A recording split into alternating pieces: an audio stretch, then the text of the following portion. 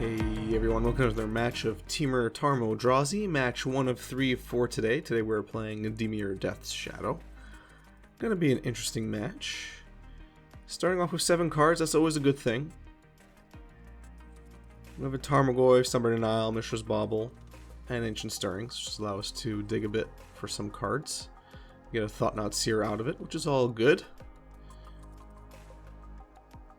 Noble Hierarch is also a good draw. Probably will play that next turn. Alright, so double Street Wraith. We already know what we're playing when we see that. Draw a second Stubborn Denial. So, a Noble Hierarch here makes the most sense. We keep mana up for Stubborn Denial. Hopefully we can use it effectively. And next turn we get a Thought-Knot Seer a turn early.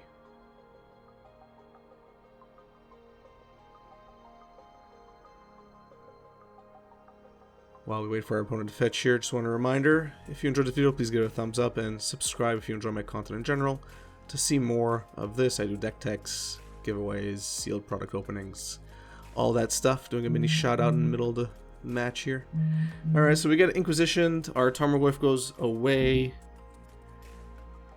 but that's okay, we were planning on playing Thought-Knot Seer anyway.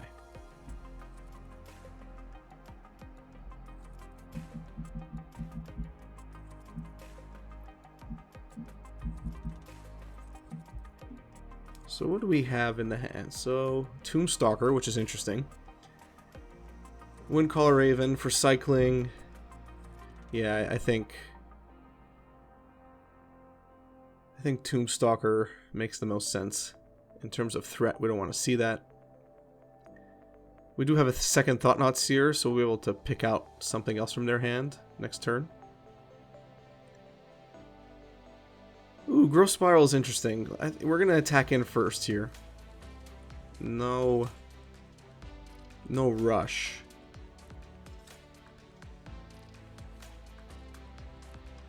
Bring him down to 3. So I either keep mana up for Stubborn Denial ×2, or I play Thought-Knot Seer or Growth Spiral. So I think I did the right call here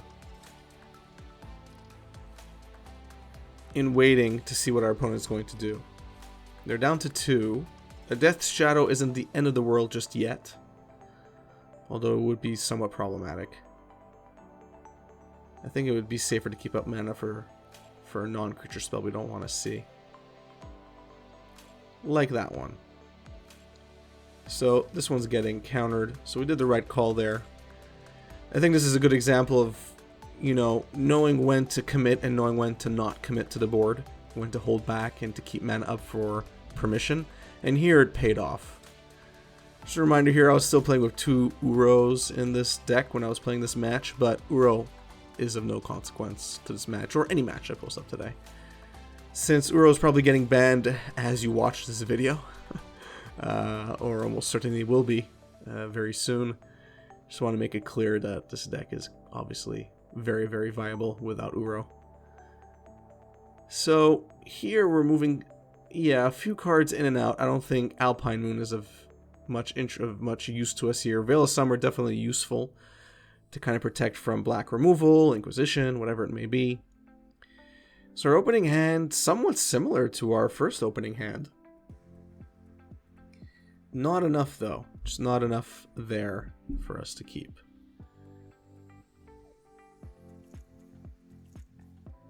So Engineer Explosives, definitely a card I should have kept in hand. You could see I was warping myself to Uro here. But Uro is never going to get cast. At least I'm almost certain it's not going to.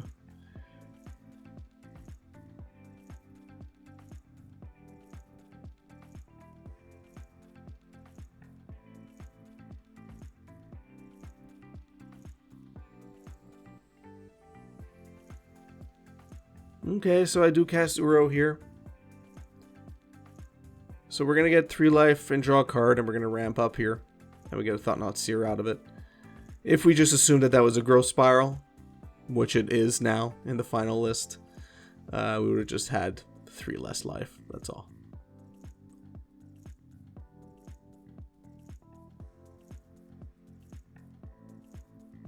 So everything would have still happened the same way.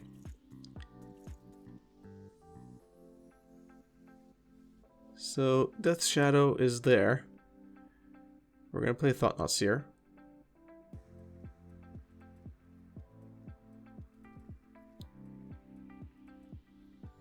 Yeah, almost certainly want to get rid of Jace. Being in a Jace lock is not very fun.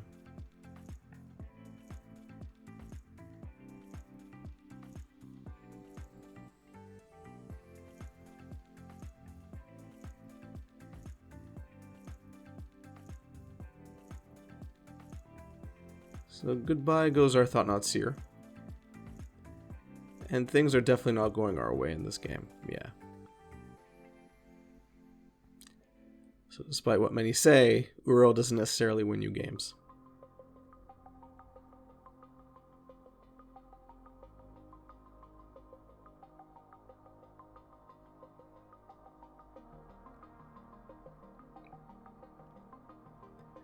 So we almost certainly need to block with one. Lightning Bolt is not going to be enough, so let's just go to game 2. Sorry, game 3. So game 2 was a bit of a wash. We didn't have the best opening hand, just kind of drew too many lands after that. We didn't really want lands. And our opponent just had everything they needed and we didn't.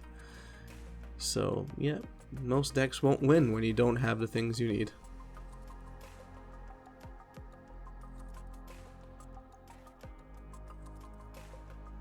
So this hand is a lot better. We have Growth Spiral, which will allow us to ramp into our Reality Smasher a turn early. And draw a card, which is always a good thing. Except Thoughtseize might put a damper in that. So this is a good time to play Stubborn Denial. And stop that Thoughtseize from picking out our hand. Noble Hierarch is actually pretty good here. Yeah. Now the question is, do we play Growth Spiral and ramp off of it? I think that's probably the better choice, even though we won't be able to play Noble Hierarch this turn. Next turn we can play Noble Hierarch and Reality Smasher, unless Thoughtseize does something about it. So, okay, no Thoughtseize. Great. Perfect. Just the explosive start we want. Reality Smasher. Play our Noble Hierarch and go in for 6. Just like that. The beauty of having haste. Our opponent's down to 4. Double Death's Shadow is definitely a problem. Luckily we have a second Reality Smasher here. So the question is, what do we do? If we attack in, not getting much. What we hope that our opponent does is go down to 3 or less life. And then we just end the game right there. Or they attack in with 1, but attacking in with 1 right now is just really not advisable. Fatal pushing our Noble Hierarch is okay.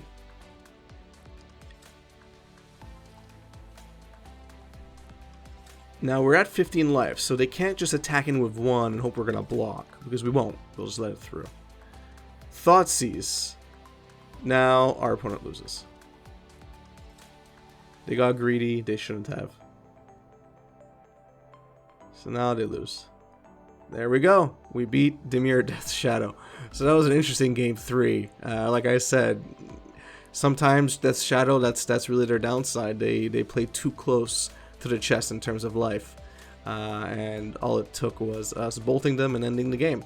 So yeah, I think that was probably a mistake on the pilot's part in playing Thoughtseize at that stage of the game with 2 Reality Smashers on the field, and they're at 4 life. You know, anything can go against them, and we'd win. So probably a mistake on their end. The board would probably stalled out a bit more. Ideally, running into Engineer Explosives would help get rid of those 2 Death Shadows.